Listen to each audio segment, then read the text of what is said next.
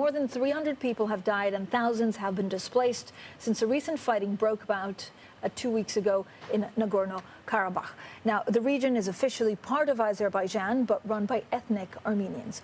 Turkey's intervention, giving its unreserved backing to ally Azerbaijan, has raised the stakes significantly.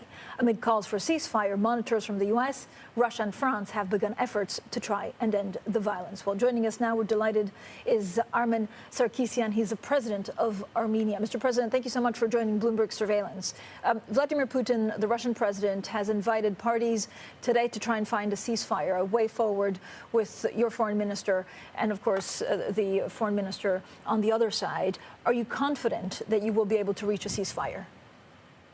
Well, I cannot say I'm confident that we'll reach a ceasefire, because I think the two foreign ministers are going to Moscow and they're going to enter a sort of a dark room in order to start negotiating and talking about ceasefire. But I'm happy that this meeting is happening, and I'm thankful to the Russian Federation, President Putin, and Foreign Minister Lavrov organizing this meeting, because it's absolutely needed today to stop the shelling and to stop the fighting, because there are hundreds and hundreds of losses on both sides. There's a huge humanitarian crisis there, and the war is hitting civilians and so on and so forth. So thank you very much for those, which is the Minsk Group co-chairs, Russian government. And I hope they will get a ceasefire. But, President, is Russia really the only power here that can broker an agreement? And, you know, do you need Russia's support? Have you spoken to President Putin? Well, to make it clear, this is one of those conflicts that has a framework where it can take negotiators to the peace finally. This is the Minsk Group of OSCE, which was created more than 20 years after the first war of Nagorno-Karabakh was over, and sides were negotiating the peaceful outcome and the future status of Nagorno-Karabakh. But for this or that reason, Azerbaijan, on the 27th of September, decided that they will not go the path of peace or negotiations. Right. They decided that they can solve it with arms and armaments. And of course, Turkish involvement was very crucial here. Yeah, but do you want Russia's support in this? And have you had any contacts with Vladimir Putin since the crisis began? Well, we have regular contacts with Vladimir Putin, but on our side, on the Minsk platform, the negotiators are the prime minister and the foreign minister. On the Azeri side is the president and their foreign minister. So the person who is regularly in contact with President Putin is my prime minister, because he is in charge also the event on the Armenian side, not on the Nagorno-Karabakh side, because they have the president of their own. So Prime Minister is there, and I have my own regular contacts during my years of presidency with President Putin. But again, the platform is the Minsk Group. Okay, you've accused Turkey of military involvement in support of Azerbaijan, something, President, that they deny. Do you have proof that this has happened? Have you showed proof to France and NATO allies, and what have you asked them to do? Well, basically, I no longer need, neither me or my government or my ministers need to present proofs, because proofs are there. They are in the form of recognized announcement by the Azeri side, Azeri officials, videos, photos, computer sites, everything. And even foreign intelligence organizations or departments of several countries, including Russia, have reported the presence of terrorists, Islamic terrorists, on the territory of Azerbaijan that were brought there by Turkey. Mm-hmm. And the presence of Turkish military, Turkish drones, even F-16s that are used now in the battle as well. But so what have you asked NATO allies to do in response to this? Have you asked them for a response? Well, I've made it clear, and I have asked the NATO to look at this very carefully, because we have a situation where a member of NATO, an organization that has clear mandate what to do, a NATO member is taking part or getting involved in a conflict of third parties, which are not NATO members. And does Turkey have an authorization or a green light from NATO? And if yes, we should know that. If not, then I hope that our colleagues in NATO will make their voice heard and put pressure on Turkey that they should not get involved into this conflict, because their presence here is not helping at all. It's even complicating that dramatically. President, Azerbaijan says it's fighting to regain its own internationally recognized territory, and that 30 years of talks haven't actually yielded much. Why would they not be allowed to do that?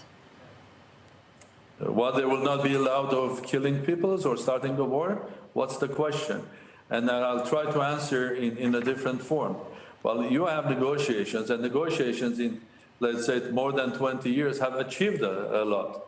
They have achieved a lot in a form that the scope and the scale of questions that sides have to negotiate is huge, tremendous. During these 20 years, they have come to a couple of very important ones that needed political decision. So the work was done very hard. In the meantime, there were changes of negotiators on both sides.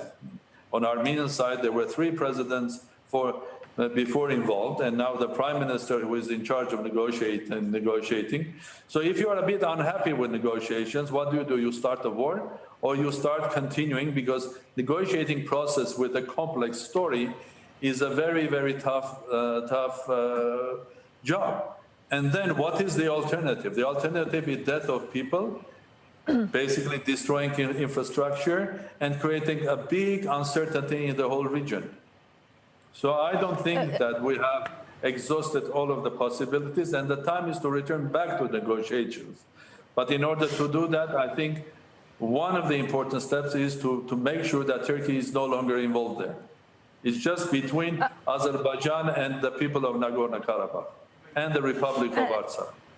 Yes, please. And President, the Prime Minister of Armenia said that it may consider the independence of Nagorno-Karabakh as a response to the conflict. Would that stop the fighting? And under what circumstances would that be done? Under what circumstances would you actually recognize independence? Well, it forces me to take you back a little bit into history. First of all, Nagorno-Karabakh or Artsakh is a historic Armenia, part of historic Armenia, historic land, mountainous, beautiful region where Armenians used to live, and they still live for thousands of years. And the day they became Christian, or with all Armenians in the year 301, there are churches there, monuments, and so on and so forth. It was only for 70 years this region was given as an autonomous region under Azerbaijan. It was given by Comrade Stalin, so there was nothing. It was the divide and rule theory. And after the breakdown of Soviet Union, I'm coming to your question very quickly. Okay. After the breakdown of Soviet Union, the first war and 30 years of negotiations. So what is claiming the Azeri side is they want to free that territory. But freeing from whom? There are ethnic Armenians, 100% living there, so you are freeing from them. In my vocabulary, it's named, the word is ethnic cleansing. So we want the land without Armenians. In the case of Armenians, they are fighting for their life, for their heritage, for their religion, and for what they believe, and their houses, and their parents and children. So these are 2 different approaches to the same problem. No, I understand, President, but my question was, would you consider independence? Or under no circumstances would you do that? Yes. Let me give the answer here, and the answer is clear.